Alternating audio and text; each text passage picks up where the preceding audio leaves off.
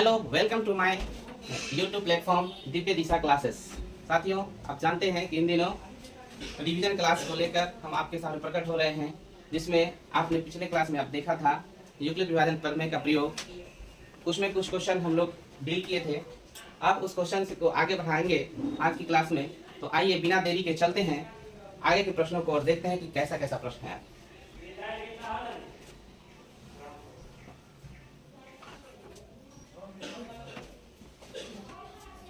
जैसा कि आप जानते हैं कि क्वेश्चन नंबर 30 तक हो चुका था। आज क्वेश्चन नंबर 31 से हम लोग बनाएंगे। तो आइए शुरू करते हैं।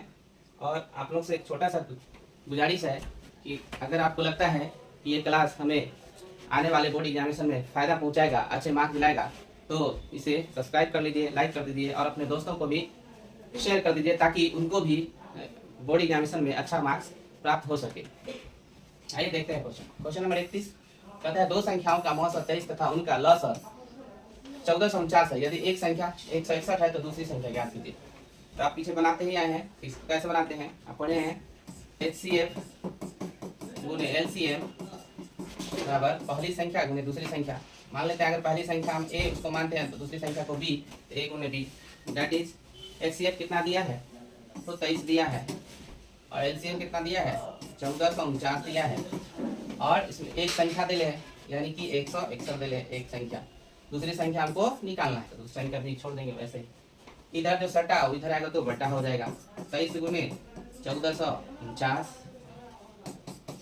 बट्टा आ जाएगा 161। इसको अगर काटिएगा इधर छूटेगा भी, इसको अगर काटेंगे 161 से तो 9 मरतबे में कर जाएगा।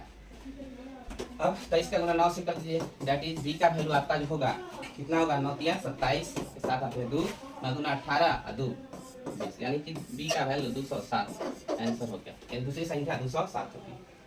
आइए चलते हैं अगले क्वेश्चन की तरफ। अगला क्वेश्चन है दो संख्याओं का मौसा 18 है, उनका गुणनफल 12960 है, तो लौसा निकालें। फिर वैसे ही बनाएंगे। पहली संख्या गुना दूसरी संख्या बराबर HCF गुना LCM। तो यहाँ गुणनफल दो संख्याओं का दे चुका है 12960 बराबर HCF 18 दिया हुआ है और दो संख्याओं का मौसा 18 है, उनका गुणनफल 12960 है, तो उनका लौसा निकालना है। सॉरी, क्या निकालना है लौसा निकालना है। तो गुणनफल दे ले है पहले से कितना 12960, तो A गुने B क्या है गुणनफल ही तो है, तो 12960 है। HCF कितना है 18, LCM निकालना है 10 के 10 छोड़ देंगे, इधर 18 इधर आएगा तो बट्टा में चला जाएगा 12960 बट्टा 18 दैट इज LCM। अब 18 से काटिए।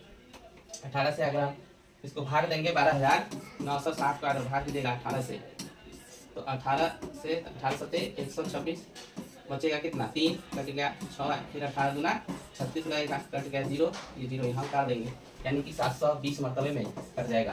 तो HCF जो प्राप्त हुआ इस तरह से LCM, जो LCM निकला क्या निकला LCM निकला 720, यही आप आंसर हो जाएगा। आइए बढ़ते हैं नेक्स्ट प्रश्न को देखते हैं। अगला प्रश्न है अभाज्य गुणनखंड द्वारा 24 36 का मौसा तथा लसा ज्ञात करें। पीछे बनाया नहीं है ऐसा प्रश्न, इसको भी बनाइए। अभाज्य गुणनखंड द्वारा 24 36 का मौसा तथा लसा निकालना है। तो सबसे पहले क्या करते हैं कि दिए गए संख्या का फैक्टर करते हैं। 24 से 12 गुना 24, 2 से 2 छक 12, 2 दिया 6।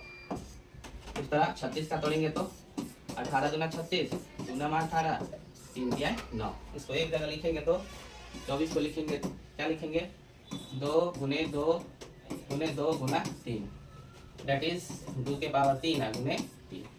फिर 36 को लिखेगा तो क्या लिखेगा 2 गुने 2 गुने 3 गुने 3, दैट इज 2 के पावर 2 और 3 के पावर 2। यहाँ HCF जो होगा क्या होगा HCF बताए थे, वो जो मिलता है उसका न्यूनतम मान लेते हैं। जो संख्या मिल जाता है दोनों में कॉमन होता है उसका न्यूनतम है। यहाँ देख रहे हैं 2 भी मिल रहा है और 3 भी मिल रहा है। तो ऊपर में 2 का पावर 3 है, नीचे में 2 का पावर 2 है, तो दोनों में न्यूनतम कौन, तो 2 के पावर 2, तो ये 2 के पावर 2 लीजिएगा।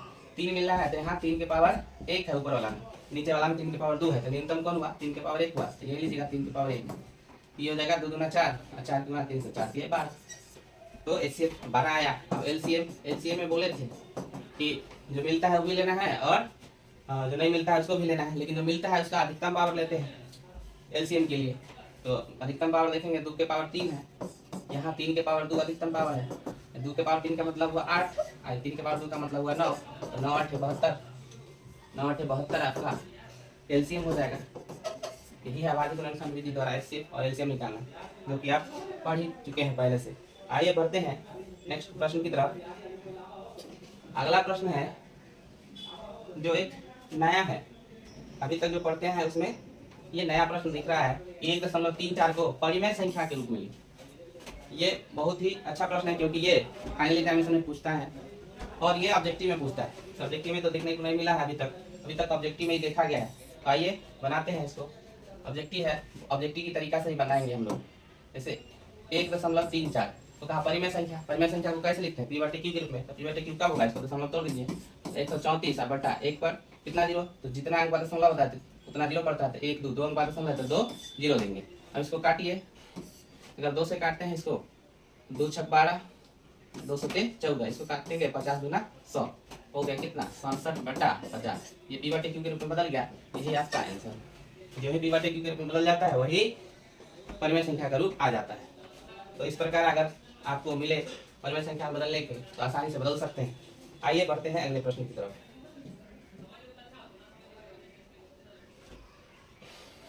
अगला प्रश्न है कि क्या सभी वास्तविक संख्या एक परिमेय संख्या है। पूछ रहा है आपसे कि क्या सभी वास्तविक संख्या एक परिमेय संख्या होती है। तो नहीं, ये कतई नहीं होती है, क्योंकि आप पढ़े हुए हैं कि वास्तविक संख्या क्या होता है, तो वो सारे संख्याओं का समुच्चय होता है। यानी वास्तविक संख्या में सभी संख्या शामिल है, परिमेय अपरिमेय पूर्ण संख्या, ये सभी संख्या मिलकर तो बनती है वास्तविक संख्या। तो जो ही उसमें क्योंकि उस समुच्चय में अपरिमेय भी है तो हम कैसे कह सकते हैं कि सभी वास्तविक संख्या है परिमेय संख्या। परिमेय संख्या केवल p/q के रूप में रहता है, जबकि उसमें अपरिमेय तो p/q के रूप में लिखा ही नहीं जाता है। इसलिए हम कह सकते हैं कि यहाँ सभी वास्तविक संख्या परिमेय संख्या नहीं होती है। यहाँ क्या जवाब होगा, नहीं। क्यों, क्योंकि वास्तविक संख्या सभी संख्याओं का समुच्चय होता है, मतलब उसमें सभी संख्या शामिल है, इसलिए सभी वास्तविक संख्या परिमेय संख्या नहीं होगी। आइए आगे बढ़ते हैं। अगला प्रश्न है 3 + √3 × 3 - √3 किस प्रकार की संख्या है। तो इसको हल करेंगे, देखते हैं कि क्या आता है। अभी तो यहाँ √3 है, √3 क्या कहेंगे, रूट से नहीं बाहर आएगा तो अपरिमेय है, और ये 3 रूट से बाहर है तो परिमेय है, लेकिन एक साथ है। तो इसको पहले हम हल कर लेते हैं। हल करने के बाद जब से बचेगा तब पता चलेगा कि परिमेय है कि अपरिमेय। तो अगर इसको हल कीजिएगा दोस्तों, तो 3 + √3 है, 3 - √3, यानी कि ब्रैकेट के अंदर वाला सेम टू सेम है, सिर्फ यहाँ माइनस प्लस का हेराफेरी है। तो जब ऐसा रहे कि ब्रैकेट के अंदर दो ब्रैकेट के अंदर सेम डिजिट हो, सिर्फ चिन्ह का अंदर हो, तो फार्मूला कौन लगेगा। जैसे आप फार्मूला पढ़े हैं a + b × a - b, इसी के रूप पर है। तो क्या होता है, ये होता है a² - b²। फार्मूला पढ़े होइएगा, तो इसी तर्क पर इसको तोड़िएगा यदि, तो क्या हो जाएगा 3 के स्क्वायर माइनस √3 के स्क्वायर, दैट इज 3 के स्क्वायर 9, आई स्क्वायर से रूट कैंसिल हो जाता है 3, 9 में से 3 क्या तो 6। अब ये 6 रूट से बाहर आ चुका है, इसलिए कैसी संख्या होगा आप ही बताइए। ये होगी परिमेय संख्या। ये कैसी संख्या होगी, परिमेय संख्या होगी, परिमेय संख्या। आपसे पूछा था क्वेश्चन क्या कि ये जो है किस प्रकार की संख्या है, तो हल करने के बाद आया परिमेय संख्या, इसका मतलब ये दिया गया जो संख्या है वो परिमेय संख्या है। बढ़िए नेक्स्ट क्वेश्चन की तरफ। अगला प्रश्न है कि 3 + 2√5, 3 + 2√5 एक डैश संख्या है। तो यहाँ देख रहे हैं कि 3 तो परिमेय है, लेकिन ये क्या देख रहे हैं 2√5 ही क्या है, अपरिमेय है। ये क्या है, परिमेय है। तो एक बात ध्यान रखिएगा दोस्तों कि परिमेय और अपरिमेय का जोड़ हो या घटाव हो, दोनों अपरिमेय ही होता है। परिमेय और अपरिमेय का जोड़ या घटाव यानी प्लस या माइनस दोनों क्या होते हैं, अपरिमेय संख्या होते हैं। क्यों, क्योंकि वही संगत का असर होता है। संगत से गुण होता है, संगत से गुण जात है। जैसा के साथ रहिएगा वैसा ही बन जाइएगा। ठीक, ऐसी संख्या है अपरिमेय संख्या, अपरिमेय संख्या। 3 + 2√5 कैसी संख्या, अपरिमेय। आइए चलते हैं अगले प्रश्न की तरफ। 38 नंबर क्वेश्चन क्या कह रहा है? 38 नंबर क्वेश्चन फिर से वही है कि पूछा है कि एक संख्या, एक डैश संख्या मतलब पूछ रहा है आपसे कि √15/3 कैसी संख्या है, परिमेय है कि अपरिमेय। तो यहाँ देखिए, यहाँ 3 से कट सकता है, 3 × 5 = 15, तो रूट में रह गया 5। कटने के बाद भी ये रूट से बाहर नहीं आया। कभी कभी ऐसा होता है कि कटने के बाद रूट से बाहर आ जाता है, लेकिन ये ऐसी संख्या है जो कटने के बाद भी रूट से बाहर नहीं आ रहा है। इसलिए रूट से जब बाहर नहीं आया तो कैसी संख्या होगा? अपरिमेय संख्या होगा। यानी यहाँ क्या भराएगा? अपरिमेय। अपरिमेय कैसी संख्या है? तो अपरिमेय संख्या। जैसे अगर यही रहता है ऐसे, यहाँ 12 रहता, यहाँ 3 रहता, 3 से काटते 3 × 12, अब 4 का वर्गमूल तो निकल जाता 2। तो ऐसा जब रहता तो ये परिमेय होता। तो क्या होता? परिमेय, क्योंकि करने के बाद यहाँ इसका वर्ग माने रूट से बाहर आ चुका है। लेकिन इसमें क्या था कि 15 था, कटा √5 का तो पूरा वर्गमूल होता ही नहीं है, इसलिए रूट से बाहर नहीं आया, इसलिए परिमेय संख्या। आइए देखते हैं अगला प्रश्न, क्वेश्चन नंबर 39। ये भी बहुत अच्छा प्रश्न है, क्योंकि ये भी ऑब्जेक्टिव में ही आपको पूछेगा। क्या कहा है? 0.23 पर रेकरिंग को परिमेय के रूप में बदलना है, यानी P/Q के रूप में लिखना है। तो बहुत आसान है, 0.23 पर रेकरिंग, इसको कैसे बनाइएगा? सबसे पहले जो संख्या दिया हुआ रहेगा उसको दशमलव रेकरिंग हटा के लिखिए। तो यहाँ दशमलव है, रेकरिंग है, तो हटा के लिखेंगे तो ये होगा 23। इसमें से माइनस उतना करेंगे जो रेकरिंग से पहले हो। रेकरिंग से पहले वाले अंक को माइनस करते हैं, तो रेकरिंग से पहले वाले अंक क्या है? कुछ नहीं है, 0 है, तो 0 घटेगा। उसके बाद बट्टा में उतना 9 देते हैं जितना अंक, जितना डिजिट पर रेकरिंग होता है। तो देखिए कितना डिजिट पर रेकरिंग है? 2 डिजिट पर, 2 पर भी है और 3 पर भी, तो 2 9 होगा। तो आप घटाइए, 23 में से 0 गया तो कितना? 23 बट्टा 99। कटने वाला रहता तो काट, लेकिन कटेगा नहीं, इसलिए यही आंसर। फिर से समझ लीजिए कि ऐसा प्रश्न अगर आपको मिलेगा ही, क्योंकि ऑब्जेक्टिव में आता ही है। तो सबसे पहले दिए गए संख्या को सीधा करके लिख लेंगे, यानी उसमें से दशमलव रेकरिंग ये सब खत्म कर देंगे, और उसमें से माइनस कौन करेंगे? तो रेकरिंग से पहले जो डिजिट होगा। तो रेकरिंग से पहले यहाँ देखा जाए तो 0 था, और दिए गए संख्या में दूसरा हो सकता है, यहाँ 0 था तो 0 माइनस किया। उसके बाद बट्टा में हम उतना 9 देते हैं जितना अंक पर रेकरिंग होता है। तो यहाँ कितने अंक पर रेकरिंग था? 2 अंक पर था, इसलिए 2 को 9 दे दिए, घटा के अगर कटने वाला होता है काटते हैं, नहीं कटने वाला तो बस छोड़ते हैं, वही आपका आंसर होता है। आइए बढ़ते हैं अगले प्रश्न की तरफ। अगला प्रश्न है 40 नंबर। 40 नंबर में पूछा है आपसे कि √2 एक डैश संख्या, ये भी भरने वाला, वैसे भरने वाला तो देता नहीं है, आपको ये ऑब्जेक्टिव के रूप में दे देगा। √2 एक है, ऑप्शन दे देगा आपको, परिमेय संख्या है, अपरिमेय संख्या है, पूर्णांक है कि वास्तविक संख्या है, इस तरह से दे देगा। तो √2 एक कैसी संख्या है? तो √2 आप ही बताइए कि √2 का पूरा वर्गमूल आप निकाल पाइएगा? तो नहीं निकल पाएगा, ये दशमलव में आएगा।